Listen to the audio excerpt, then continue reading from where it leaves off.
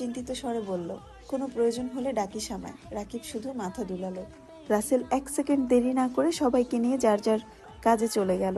আবির চলন্ত ফ্যানের দিকে মুখ তুলে চেয়ে আছে। সবাই চলে যাওয়ার পর রাকিব গম্ভীর কণ্ঠে বলল, দেখ হাতটার কি অবস্থা করেছিস। আবির এক পলক হাতের দিকে চেয়ে ক্রোধিত কণ্ঠে বলল, আমি মস্ত বড় ভুল অপরাধ করে ফেলেছি রাকিব। সেই অপরাধের কাছে আমার হাত কিছুই না। রাকিব কিছুটা চিন্তিত কণ্ঠে বলল, কি হয়েছে, কি করেছিস তুই। আবিরের কণ্ঠস্বর ভিজে আসছে। পুনরায় দুফোঁটা পানি গড়িয়ে পড়ল গাল বেয়ে। শীতল কণ্ঠে জবাব দিল, আমি একই ভুল পুনরায় করে ফেলেছি। রাকিব আঁতকে উঠে শুধালো, তুই মেঘকে মেরেছিস। আবির দীর্ঘশ্বাস ফেলে শুধু। রাকিবের বুঝতে বাকি নেই যে আবির মেঘকে মারার ক্রোধে নিজেকে আহত করেছে।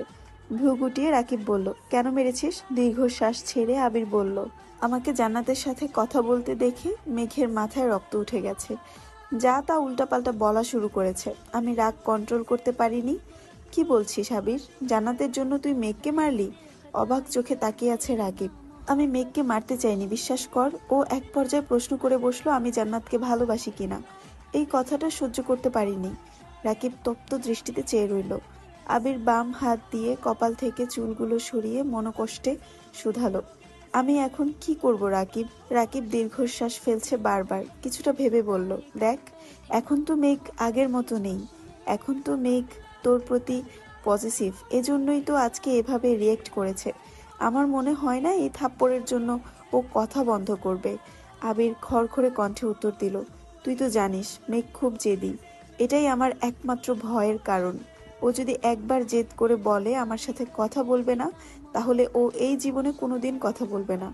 রাকিব কপাল গুটিয়ে প্রশ্ন করল, বাই দ্য ওয়ে কয়টা থাপ্পড় দিয়েছিস। আবির তপ্ত স্বরে বলল, একটা। রাকিব স্বাভাবিক কণ্ঠে বলল, তুই চিন্তা করিস না, কিছু হবে না। জান্নাতকে নিয়ে কিছু ভাবছিস। মেঘ কি আর পড়তে চাইবে ওর কাছে। আবির গম্ভীর কণ্ঠে জবাব দিল, 2 দিন পর পর ওর জন্য টিচার কোথা থেকে খুঁজবো আমি। ওকে জান্নাতের কাছেই পড়তে হবে। রাকিব কোমল কণ্ঠে বলল, আচ্ছা সেসব পরে দেখা যাবে, এখন চল হাসপাতালে যাই একটু। আবির তীক্ষ্ণ দৃষ্টিতে চেয়ে বলল, হাসপাতালে যাব কেন। রাকিব স্বাভাবিক কণ্ঠে বলল, এতটা কেটেছে, কোনো সমস্যা হয় যদি, ডাক্তার দেখালে ভালো হতো না। আবির সংকটজনক স্বরে উত্তর দিল, এটা আমার শাস্তি। রাকিব খুব ভালো করে জানে আবিরকে জোর করলে কোনো লাভ হবে না, তাই আর জোর করেনি। রাকিব চিন্তিত স্বরে বলল, এখন কি বাসে যাবি, দিয়ে আসবো তোকে।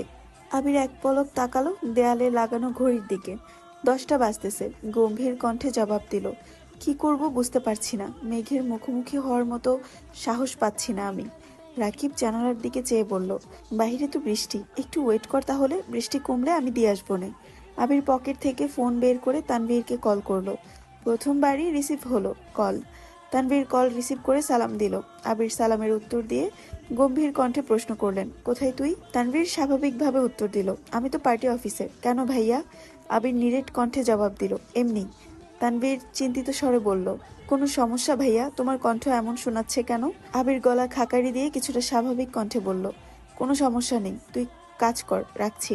কল কেটে মোবাইল পকেটে রেখে বাম হাত কপালের উপর রেখে চেয়ারে হেলান দিল। রাকিবও আর কিছু বলল না, চুপচাপ রুম থেকে বেরিয়ে গেল। এদিকে মেঘ কিছুক্ষণ আয়নার সামনে নিঃশব্দে দাঁড়িয়ে থাকে। বাহিরে বিদ্যুৎ চমকাচ্ছে, সাথে গুড়ি গুড়ি বৃষ্টি পড়ছে। বারান্দার দরজা দিয়ে আসা শীতল হাওয়া কেঁপে উঠল অষ্টাদশী।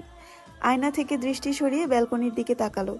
ধীর গতিতে হেঁটে গেল ব্যালকনিতে। গ্রিলে ধরে দাঁড়িয়ে তাকিয়ে আছে দূর ল্যাম্পপোস্টের আলোর দিকে। ক্ষণে ক্ষণে বৃষ্টির মাত্রা বাড়ছে। বাতাসের সাথে বৃষ্টির ছিটে ফোঁটা পড়ছে মেঘের চোখে মুখে। আজ আর হাত বাড়িয়ে বৃষ্টি ছোঁয়ার চেষ্টা করেনি অষ্টাদশী। বেশ কিছুক্ষণ দাঁড়িয়ে রইল বেলকনিতে। হঠাৎ ভেতরটা ছটফটিয়ে উঠে। নিজের ভেতরে থাকা এক আকাশ সম অভিযোগ কাউকে বলতে ইচ্ছে করছে মেঘের। বৃষ্টির পানি আপন গতিতে পৃথিবীর বুকে লুটিয়ে পড়ছে। তা দেখে মেঘেরও ইচ্ছে করছে মনের মধ্যে পুষে রাখা চাপা কথাগুলো খোলা আকাশের নিচে দাঁড়িয়ে সৃষ্টিকর্তাকে জানাতে। কষ্ট শেয়ার করলে নাকি মন হালকা হয়। যেই অষ্টাদশী গত 17 বছর রাতের বেলা একা একা ছাদে যায়নি, সেই অষ্টাদশী আজ রাত 9টার পর একা ছাদে চলে গেছে। ছাদে পা দিতেই ভারী বর্ষণে কয়েক সেকেন্ড ভিজে যায় অষ্টাদশীর সর্বাঙ্গ। হাত খোপা করা চুলগুলো খুলে যায় সহসা। বৃষ্টির পানির তোপে ধীরে ধীরে কোমর ছড়িয়ে নিচে নামতে থাকে চুলগুলো। মেঘ আশেপাশে তাকাচ্ছে। দূর দূরান্তের উঁচু উঁচু বিল্ডিং এর ছাদ থেকে হালকা আলো ভেসে আসছে মেঘের ছাদে। লাইটের আলোর প্রভাবে গাছ ভর্তি ছাদের এদিক সেদিক গাছের ছায়া পড়ে আছে। কিছু কিছু জায়গা দেখে মনে হচ্ছে ভূতেরা বসে মিটিং করছে। মেঘের দৃষ্টি সেদিকে পড়তেই কিছুটা কেঁপে ওঠে। তবে ঘন ঘন বিদ্যুৎ চমকানোতে বুঝতে পারে এগুলো ছাদের ছায়া। বিদ্যুৎ চমকানোর সঙ্গে সঙ্গে মেঘও সম্পূর্ণ ছাদে হাঁটছে। হাঁটতে হাঁটতে ছাদের একপাশে রাখা বেতের সোফাগুলোর একটাতে বসে পড়ল।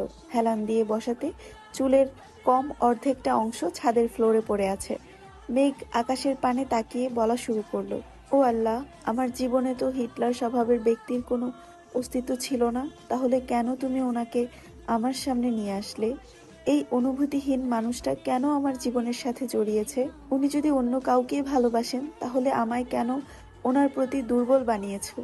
আমি এখন কি করব? একসাথে প্রশ্নগুলো করে কয়েক মুহূর্ত নীরব থাকে। অক্ষি পল্লব বেয়ে অনর্গল নোনা জল গড়িয়ে পড়ছে। তার সাথে বৃষ্টির পানি মিশে কানের নিচ দিয়ে যাচ্ছে আপন গতিতে।